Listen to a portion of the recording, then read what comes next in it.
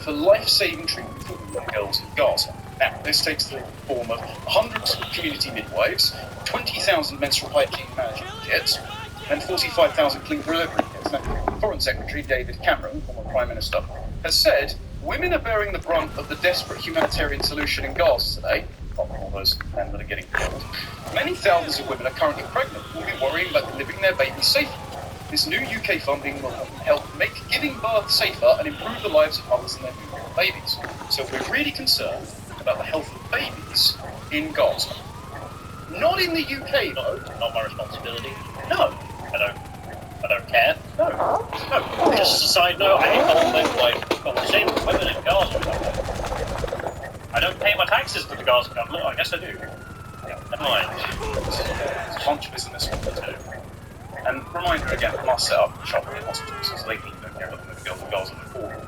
As civilian casualties in the fire, I would think that British babies take the priority, but at the same time they just dedicate 4.25 million to giving live, safe births to babies in Gaza, the MPs are having a vote on decriminalising abortion entirely in the UK. So if you get abortion tablets and take them after the 24 weeks, you will no longer be prosecuted if this vote passes. This is a free vote as well, so this is not having the party vote applied to it, so all MPs can vote on this. It's likely to pass because there's lots of pro-abortion MPs, even in the Conservative Party now. It basically means that the 1861 Criminal Justice Bill won't apply to women who have abortions not in abortion clinics after the 24-week limit in the UK. So it's de facto decriminalising infanticide by paying millions for babies in Gaza to be delivered safely, and then also allowing women to kill their unborn children in the UK. Now, the Health Secretary has been tracking this. She's also backed the abortion buffer zones in the UK, which means that we criminalise women like Isabel Hornsbruce, who are Christians, who are following the religion of the established church of the country, who are praying silently in their own head on street corners for the lives of unborn babies. Those people getting arrested, but again, paying millions to deliver babies in Gaza, and the people who pray outside Downing Street after the October 7th massacre, zero prosecutions.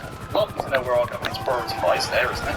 And also, at the same time, the government are now announcing certificates to recognise miscarried babies. So obviously, if you miscarry a child, that's a grievous tragedy. And I think it's totally fair for grieving parents to get a birth certificate for that unborn, sadly died baby. But why decriminalise the abortions after 24 weeks? None of it's meant to make sense. It's just Palestinian babies are a carved-out exception because there is an agitation or an agitation group acting on their behalf that are compelling politicians of the threat of violence to do all they can in Gaza because they're members of the mob. So just to carve out that exception. So local man decided to suspect something's going on. Rishi Sunak wrote to me. This was after the From the River to the Sea slogan was projected onto the Elizabeth Tower, housing Big Ben and the Bell. It's connected to that. He said, the events of recent weeks are but the latest emerging pattern and should not be tolerated. Legitimate protests, hijacked by extremists, promote glorified terrorism, elected representatives verbally threatened, physically and violently targeted, and anti-Semitic tropes beamed onto our own Parliament building. Thank you for finally taking notice when you subjected the British public to the last how many decades, particularly the last couple of years as Prime Minister, you allowed net migration to reach record levels, which is Sunak. Can you fancy saying exactly who's committed to that? Don't see a single mention of Islamism in your statement. Maybe my glasses are going wrong. But I don't see a specific mention of who's doing this. Enemies is just a statement. Well, what is it? Last time I checked, he's the Prime Minister. What power does he have? Yeah, the power of a statement. No, the power of nature signaling. I was talking to the Conservative Party member about this meeting, and he was saying, right, could we not at least, if we're going to have a Hindu Prime Minister, get the scepticism of Islam that usually goes a bit in the homeland? Can we not at least get that? Not a single mention in there.